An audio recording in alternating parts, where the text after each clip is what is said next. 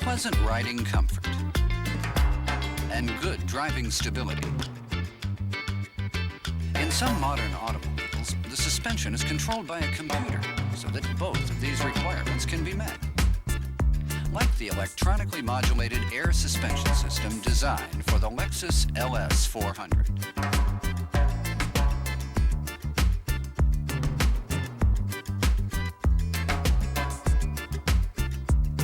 This video is aimed at familiarizing you with the computer-controlled air suspension system developed for the Lexus. We will mainly focus on the air suspension system designed for U.S. models and learn about the system outline, damping force control and spring rate control, vehicle height control, and self-diagnosis.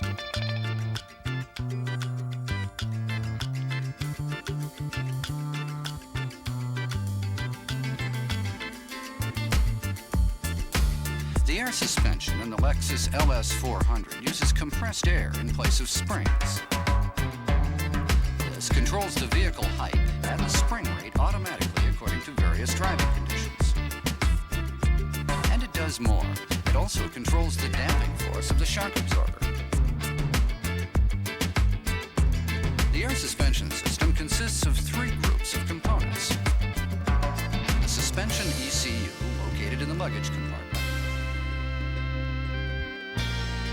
The sensors that monitor driving and road conditions, and the actuators that regulate the damping force, spring rate, and vehicle height. Let's take a look at the major components in some detail. We'll start with the pneumatic cylinders.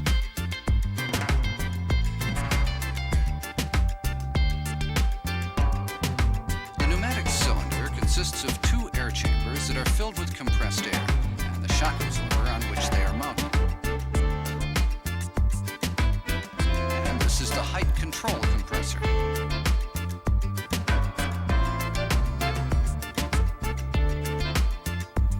The height control compressor supplies compressed air to the pneumatic cylinders when the vehicle height must be increased. This is the exhaust valve. In contrast to the height control compressor, the exhaust valve releases compressed air to reduce the vehicle height. These are height control valves. The height control valves control the passage of air to the pneumatic cylinders.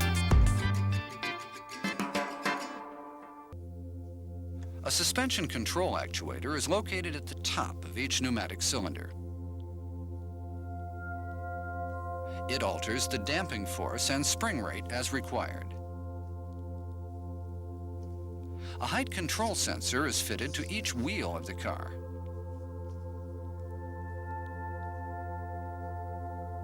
The height control sensor monitors the vehicle height.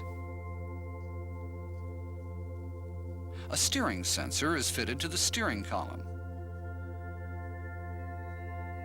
It monitors the rotational direction and angle of the steering wheel.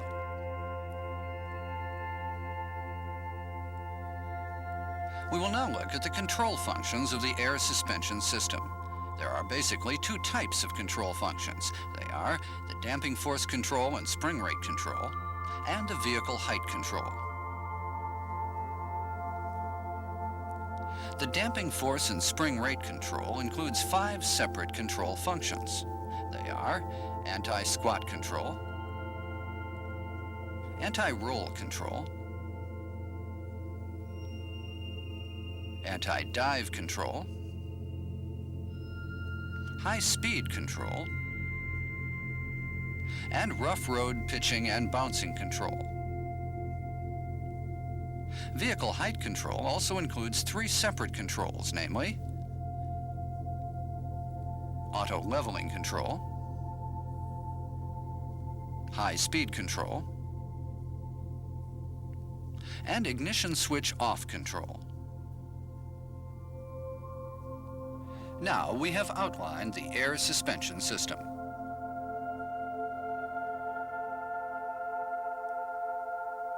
Next, we go on to damping force and spring rate control.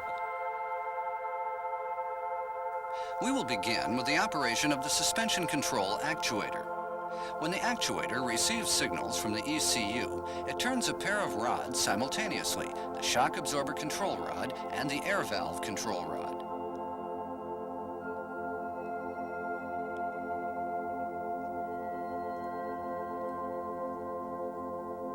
The shock absorber control rod rotates like this to open and shut the orifice. The damping force is regulated accordingly. The damping force is in the firm mode when all orifices are closed. It is in the medium mode when some orifices are open. As more orifices open, a larger amount of oil is allowed to flow through them, and the damping force is set to the soft mode. We will next look at the air valve control rod. It turns, opening and closing the passage of air to the main and sub-air chambers. The spring rate is controlled appropriately in this way as required. When the air passage is closed, only the main air chamber acts as a spring, so that the spring rate is in the firm mode. When the air passage is open, both the main and the sub-air chambers together act as a spring, so that the spring rate is in the soft mode. Now, let's go on to a new subject, which is the use of the LRC switch.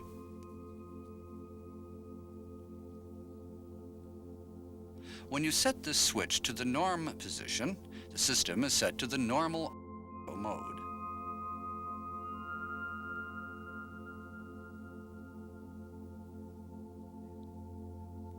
Normally, both the damping force and the spring rate are in the soft mode when the system is set to the normal auto mode. Setting the switch to the sport position puts the system into the sport auto mode and turns on the LRC indicator inside the combination meter.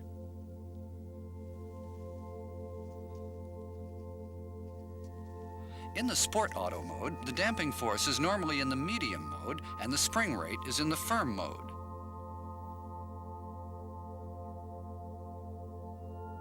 Again, regardless of the LRC switch position, when you connect terminals TS and E1 of the check connector,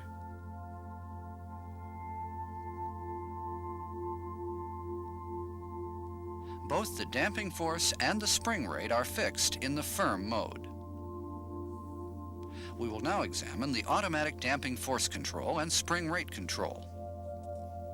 We will first focus on the anti-squat function.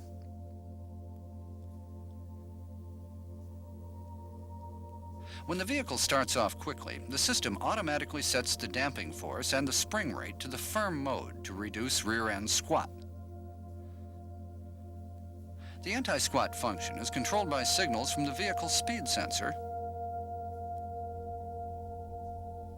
and the throttle position sensor. Next is the anti-roll function.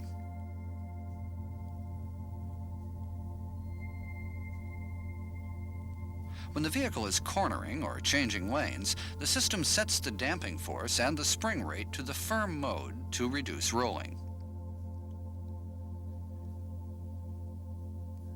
The anti-roll function is controlled by signals from the steering sensor and the vehicle speed sensor. Let's look at the anti-dive function next.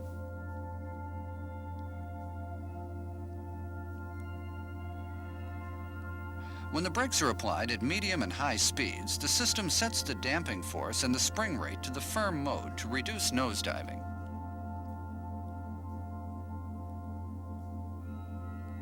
The anti-dive function is controlled by signals from the stoplight switch, the vehicle speed sensor, and the height control sensors. The air suspension system for US models also has a high-speed control function. When the vehicle is traveling with the suspension in the normal auto mode and its speed exceeds a predetermined speed, the high-speed control function sets the damping force to the medium mode and the spring rate to the firm mode. This function helps to improve straight-ahead stability and drivability at high speeds.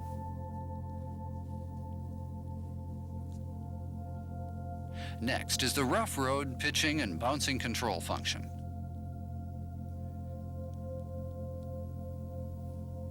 When the road is bumpy, the system sets the damping force to the medium or firm mode and the spring rate to the firm mode. This maintains good riding comfort for the driver and passengers.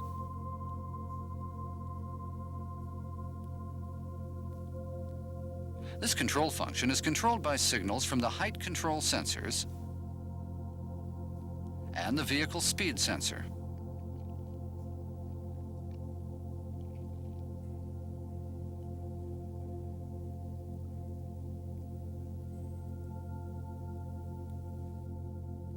Normally, the vehicle height control function is effective only when the engine is running. It is activated by the height control switch.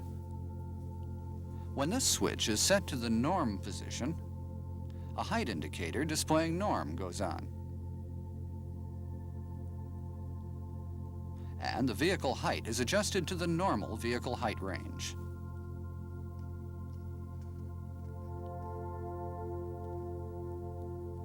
When the switch is set to the high position, the height indicator displays high, and the vehicle height is adjusted to the high range. Let's review the vehicle height control function in some detail. The first is auto leveling control. Auto leveling control is designed to maintain the vehicle height at a constant level, regardless of the weight of the occupants or luggage. When the occupants alight from the car, the vehicle height increases immediately, but returns to its original height range after a short time.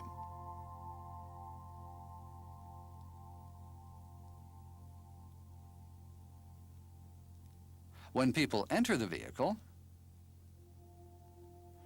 sinks slightly, but soon returns to its original height range.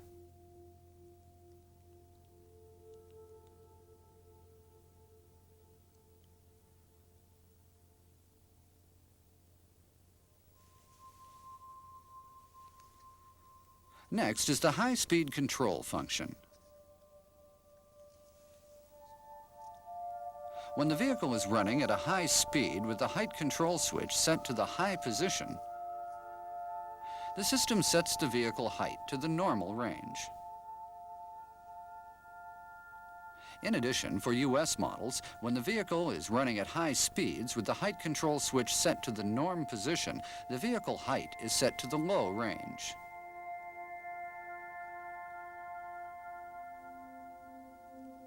These high-speed control functions help to improve aerodynamics and driving stability at high speeds.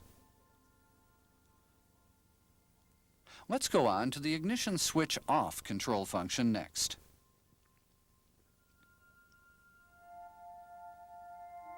When the ignition switch is turned off, the occupants leave the car,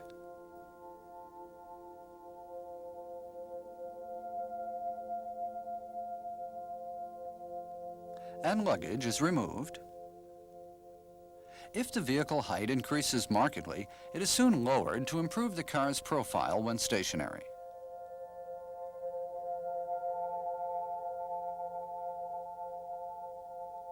Finally, with regard to the vehicle height control, we will review the height control on-off switch, which is important during servicing. Before the car is jacked up or put up on a lift, this switch must be set to the off position to disable the height control function. When it is set to the off position, the norm vehicle height indicator blinks. warn the driver that the height control function has been disabled. This ends our explanation about the air suspension control functions.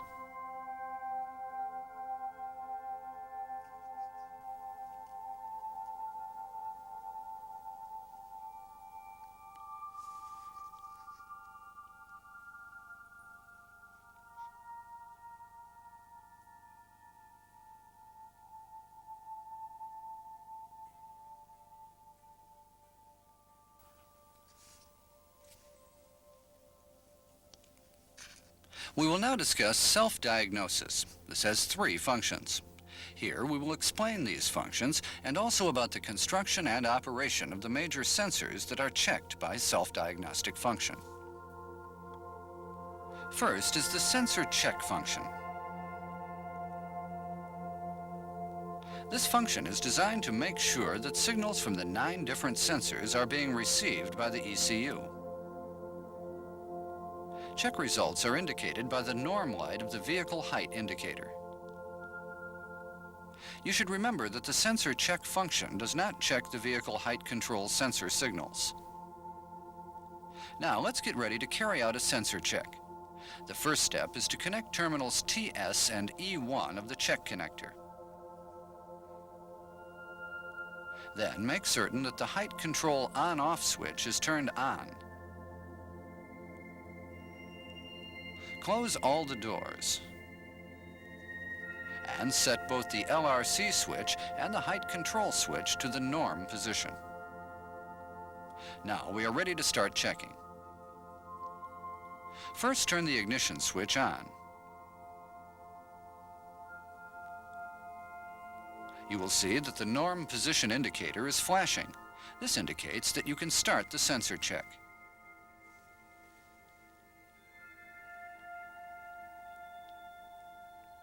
Press the brake pedal to start the check. If the norm position indicator stops flashing and stays on, it indicates that the ECU is receiving a signal from the stoplight switch correctly. When you release the brake pedal, the indicator will begin to flash again. Now open any door.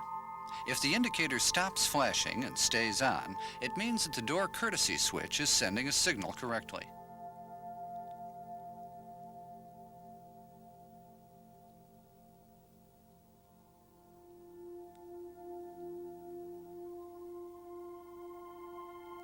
Let's check the throttle position sensor signals next. When the indicator stops flashing and remains on when you depress the accelerator pedal, it means that the sensor is sending its signals correctly.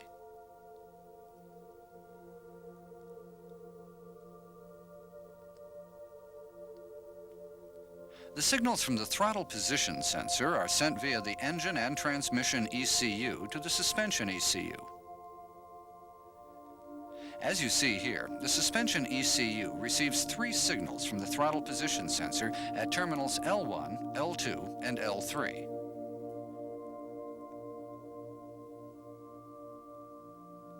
Now, let's see what will happen when you disconnect terminal L1.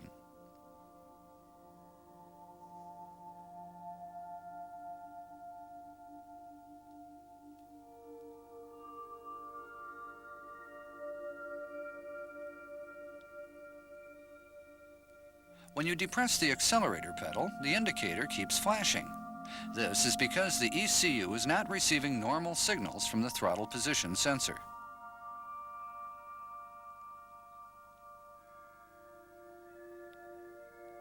Now let's check the LRC switch, height control switch, and height control on-off switch one by one.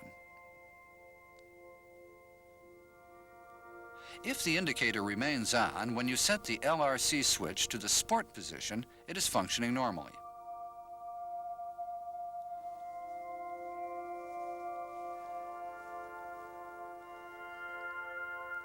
Similarly, the height control switch is functioning normally if the light remains on when the switch is set to the high position.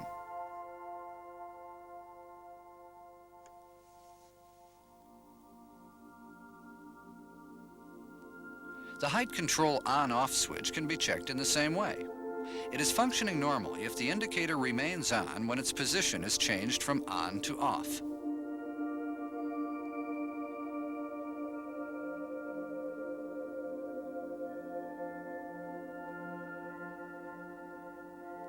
Next, we will check the signal from the IC regulator. When you start the engine, the indicator stops flashing and stays on. This indicates that the ECU is receiving a signal from the IC regulator correctly. Now, when you depress the brake pedal while the engine is running, the indicator begins to flash.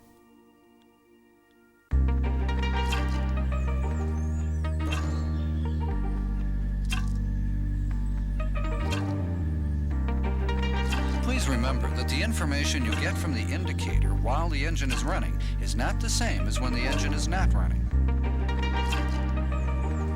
This rule applies to all other sensor checks too. The signal from the vehicle speed sensor is checked with the vehicle running in a straight-ahead direction.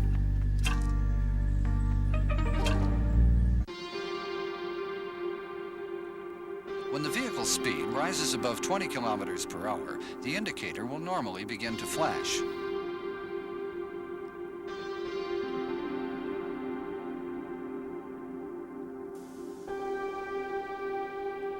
Now, we will review the signals from the steering sensor and study the steering sensor itself. The indicator remains on because the engine is running now. Let's see what happens when you turn the steering wheel to about 45 degrees or further. The sensor is functioning normally if the indicator starts to flash.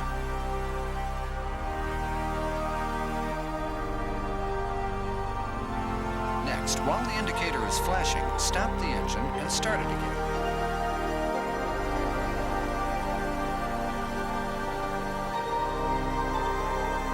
Now it's no longer flashing but remains lit. This is because the steering wheel angle at which the ignition switch was turned on is considered by the ECU to be the straight-ahead position.